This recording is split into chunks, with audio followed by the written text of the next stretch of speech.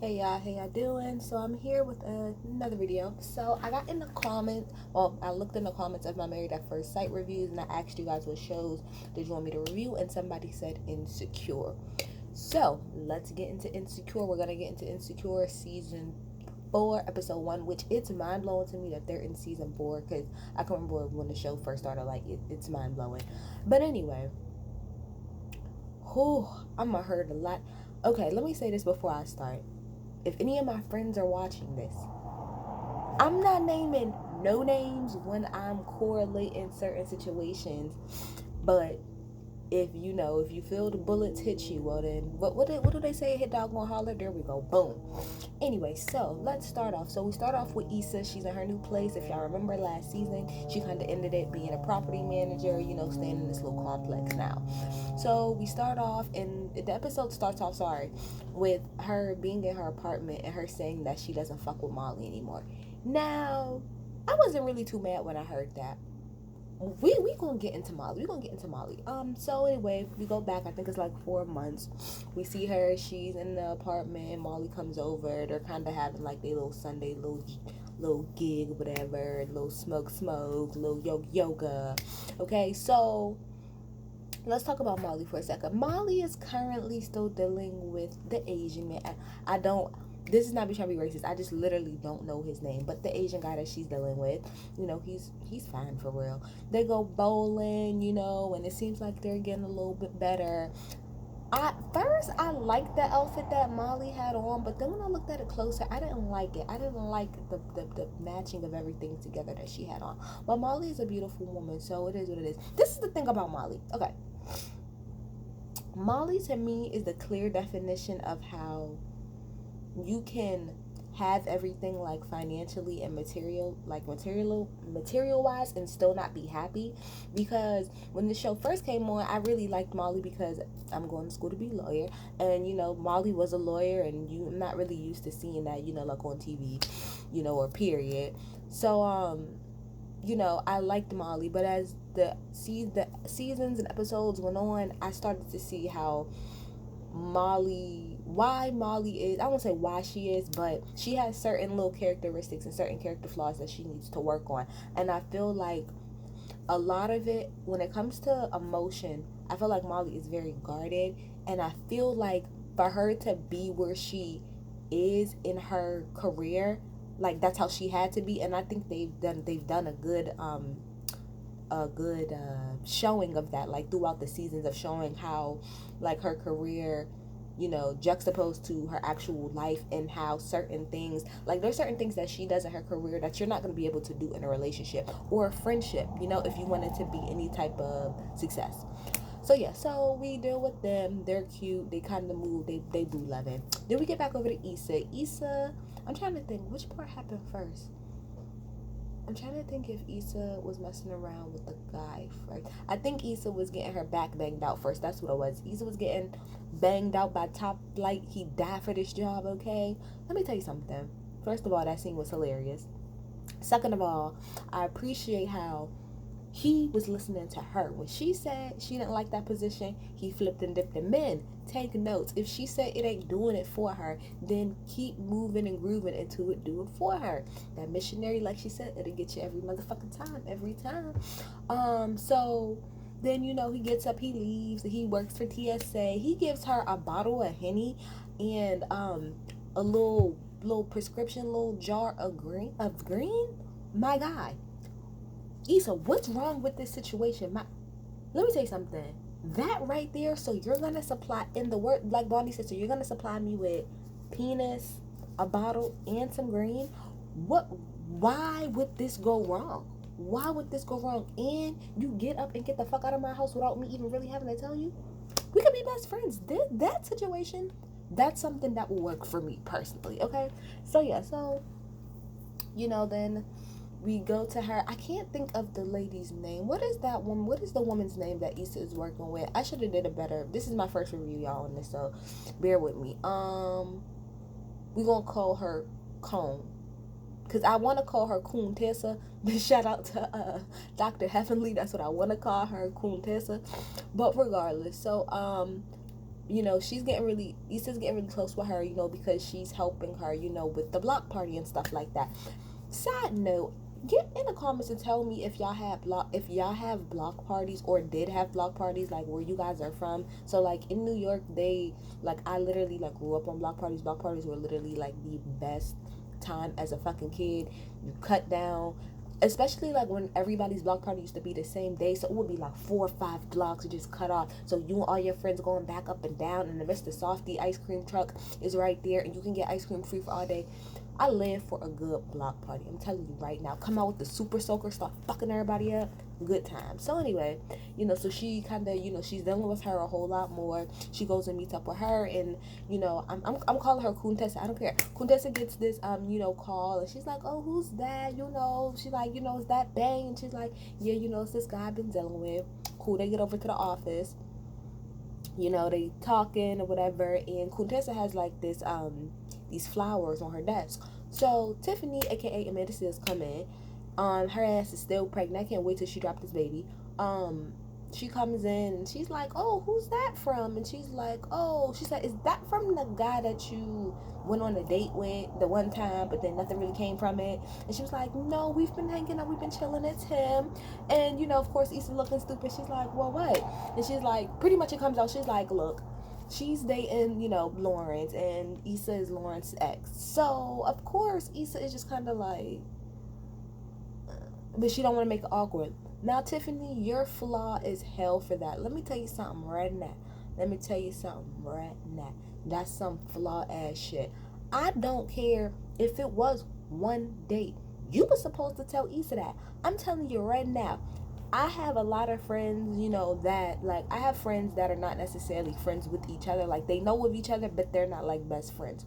So, I'm going to be honest. If I had best friend A, who's on this side, best friend B, and best friend A starts talking to best friend's B ex-boyfriend, I'm saying something. That's on G. That's just, we don't have a specific girl code, but shit like that is written in the girl code. You bring shit like that up. You don't just let shit like that go by the radar. I don't care if it was one date. You bring it up and you tell her so that you don't look like the messy, stupid one right there. That's messy, especially when you knew that they was hanging out with each other. That's messy as fuck, Tiffany. But Tiffany's been messy. She been messy. Anyway. So, she's like, Issa was like, girl, why don't you give me some of your exes? I'm dead. Issa's hilarious. So Issa gets up, she walks out, and then, there's this little funny montage of her seeing them, like, fuck all over the place. And she's just like, pop them tags. Bruh. Issa is a key. She's hilarious. So, she keeps going. Okay, let me stop there. I'm trying to think of how I would feel. So, if I was friends with somebody, because she ended up going whenever, okay, we get to the next scene or whatever, and this is pretty much like when the block party is about to start. No, sorry. Before we get to the block party, Quintessa goes over to Lawrence's place, and she pretty much, tells him that she's been working with Issa, and she asks how long they've been together. He said 5 years. She's like, damn, that's significant, which it is, and rightfully so. She needs time. She gets up and she leaves.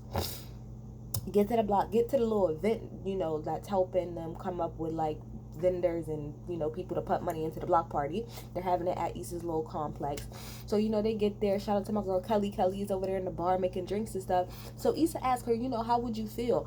And I really have to think about that. How would I feel if somebody that I met and I was super super cool with her, if I found out that she was messing around with my ex?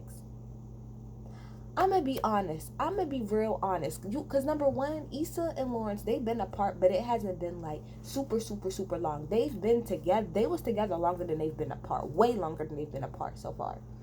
So, in that case, I would say this. I would still probably work with the person, but you see how buddy her and Issa is. I couldn't do that. I couldn't. I just couldn't. I couldn't. What did Tamar say? She called me about a man. What I didn't understand. She was talking about my man. Heifer. That's how I would feel. You know what I mean? Like, I would just feel some type of way about it. I really would. It's just awkward. Now, there's plenty of people that, like, I'm friends with that went out like with my exes in the past, but these are exes that I went out that I was with for maybe like a month or two or a couple months at the most. That type of shit don't really mean that big of a deal to me. But years, like anything more than like a year or two, that's like she said is significant. So I probably would have an issue with that. I'm not gonna be ignorant about it, but I would definitely pull back on how like girly friend like friendly I am with you. We're gonna have to keep it to strictly business. But anyway, so then we see Paula J. Parker, aka Mama Trudy. I can't wait till she revives her role, in the Proud Family. Paula J. Parker, if y'all remember a couple years back, what show was she on? She was on the show, the Diva show, the acting show. Y'all know what show I'm talking about? The show that had her, it had fucking Golden Brooks, it had Countess Vaughn, whatever that show was that was on TV1. When she was on that show, my gosh, you could just tell she was really, really going through it. And I'm glad to see that she's starting to get some roles again. She's in this, like I said, the Proud Family is coming back, and everybody know that she's Mama Trudy. So I'm very happy for Paula J. Parker. She's given a lot, and so shout out to her. I love her. So anyway, go up to her, trying to talk to her, about what's going on. When Paula J. Parker plays a woman who, she's a little bit kind of uppity, but she's trying to give Issa a chance. She asks Issa to tell her a little bit more about the block party, but Issa is just so, I'm not trying to say she's unprepared. I think she's just thrown off with everything that's going on. So, Countess is like, don't worry, girl, you work that side of the room, I'm gonna work this side of the room. So they both go their separate ways and stuff like that. I'm trying to think what else happened after that. So eventually, Issa, she's not really making headway talking to people because she's lying to everybody about what's the purpose of the block party. Eventually, she gets up on stage, and she gives a nice poignant speech on what the cause is about. I mean, what the block party is for. Beautiful. Gets off. Paula J. Parker's like, girl, don't worry, we gonna work together. At the end of the episode, because this is what I really want to get to. This is what I really want to get to. Kunta end up going over to Lawrence, and she end up throwing that thing on him because she's over it. She don't care. She want Lawrence. That's fine. I don't really care about that. I want to get to the whole part about Molly and Issa at the very end. So let's go back to Molly for a second. Molly is in the car coming to Issa's situation, with her little boo. In the car talking to him, and I forgot how it comes up, but it pretty much comes up. She asks him, are you dating other people? And he's like, I mean, yeah, aren't you? And she's like, I mean, oh yeah. But you can see that it bothers her. I don't like people like this. I don't in this sense. Don't come into a situation and say that you're okay with the situation, and then I don't want to say out of nowhere, but then you get mad about it. Like, put it like this: you came into this knowing what it was, but then you still get mad at what it is. So, for instance, I don't know if any of you guys watch it, but you should. There's a show called Love Goals, and it comes on OWN, and it's like dealing with these different couples or whatever that either from a reality show or they're famous or whatever the case may be. And one of the couples that's on right there right now is Sunda Carter, who's from Basketball Wives and got a baby by, I forgot, one of the basketball players, and her boyfriend, I think his name is Breon. I think it's Breon or something like that. And their problem is that when Sunday originally entered into the whole situation with him, she understood that it was not a relationship, that they were just talking, that he was still dealing with other women, and that she could do what she wanted to do. It was understood. But somewhere along the line, it turned from her being okay with that to her not being okay with that. And because she never vocalized that, he's very confused, and that's exactly what's going on in this situation with Molly. Molly, you're not communicating. If you want more from that man, that's what you should have said, versus you just sitting up there and having a whole attitude. So whatever, they get to the party and she's being standoffish the whole time. He's better than me because I would have left her ass. Why are you acting so funny style? For what? We're grown as hell. You can do what you want to do. I can do what I want to do. What the hell is the big deal? You said that you were cool with it. Whatever. We get to the end of the party. And so they're cleaning up. Issa and her, they're cleaning up. So Issa is, pretty much Molly is explaining to Issa, roundabout way, about what happened with him. And, Issa is kind of just like, girl, said the same thing that I did, which is, okay, so he's dating other people, so what? Oh, you really like him. That's what it is. Okay, you like him. Well, girl, why don't you just tell him that? She pretty much said exactly what it is that I said. Why won't you just tell him that? You are making the situation worse by handling it the way that you are. So then Issa starts to tell Molly, about what's going on with her, and the whole thing will contest her, but you know how she's fine with it. And Molly turns around and goes, well, I mean, if that's how you want to handle it. And she's like, well, what is that supposed to mean? She's like, I mean, it seems like you like drama in your life. It seems like you're the type of person that you like drama. Like, why would you want to hang out with her? Like when she was dealing with Lawrence. Now, that whole thing with Molly, it came off to me two ways. Number one, it came off as being extremely passive, aggressive / petty. And the number one thing I hate, I'm telling you, there's a lot of things I hate.